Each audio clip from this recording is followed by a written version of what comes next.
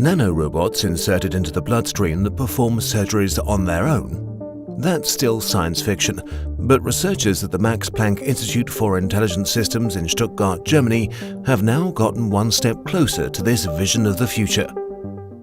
Here in our lab, we developed two kinds of microswimmers or nanoswimmers. One kind is called a microscallop. It uses open and closed motion to swim in non-Newtonian fluid. Another is we call it nanopropeller. So it's a corkscrew structure, and it's very small in nanometer size, and it can translate forward by its rotational motion. The microscallop is 600 micron in length and 300 micron in width. Comparing to a human hair is normally 100 micron in diameter, so it's 3 times a human hair. And the nanopropeller is even smaller.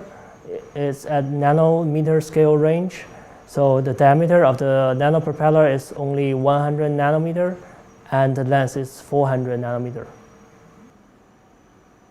The movement of nanoswimmers had the researchers facing a challenge. In water, a Newtonian fluid that is characterized by its linear viscous flow behavior, the microscallop would actually not make any headway thanks to the symmetrical opening and closing. But the good news is that in our body, our biological fluids are normally non-Newtonian, which means they are, most of them has shear thinning effect. Now our scallop take advantage of this shear thinning effect, and it means that we use different speed at opening and closing. In the shear thinning effect, we open fast and close slowly. So in this way, we can use this property to swim forward. And for the nanopropellers, we employ a rotating magnetic field. The rotating magnetic field will cause the nanopropeller to rotate. And because of its helical structure, it will couple the rotating motion to its translational motion. So it will move forward. The researchers produced the nanoswimmers using a printing process. During the selection of materials, their compatibility was especially important. For the microscallop, we use first 3D printing and then micromolding technique. That means that we first 3D print the mold, and then we mold polymer material inside the mold. It means that we can use almost all kinds of polymer material that you can mold. In the experiment, I use PDMS, that's polydimethylsiloxane, one kind of siloxane, and that is a silicon material, very soft and biocompatible. For the nanopropellers, we use inorganic materials, for example, silicon dioxide, titanium oxide, or silicon. And for the magnetic material we use in the nanopropeller, we use nickel or cobalt. We have to use inorganic material, and it will be much stable at this nanoscale.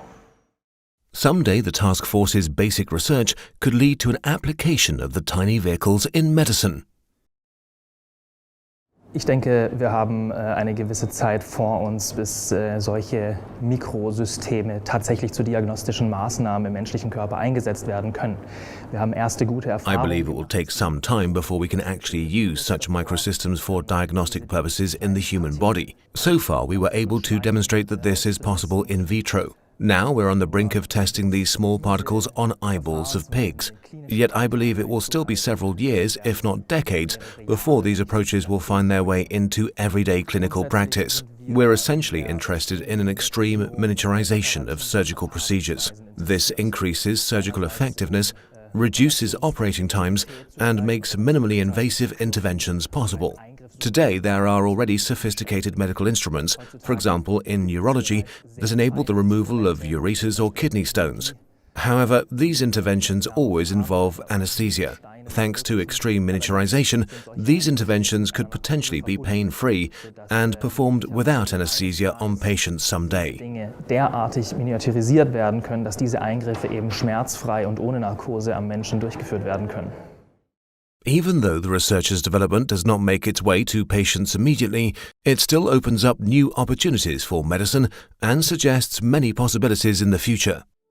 Jegliche Spekulation darüber, was diese kleinen Teilchen eines Tages für uns erledigen können. Any speculation on what these tiny particles might someday be able to do for us is science fiction. That is to say, complex surgeries or transporting therapeutic agents against cancer to a designated location using such nanorobots is possibly attainable one day. Yet so far, this is still absolute speculation. Möglich, allerdings absolute Spekulation.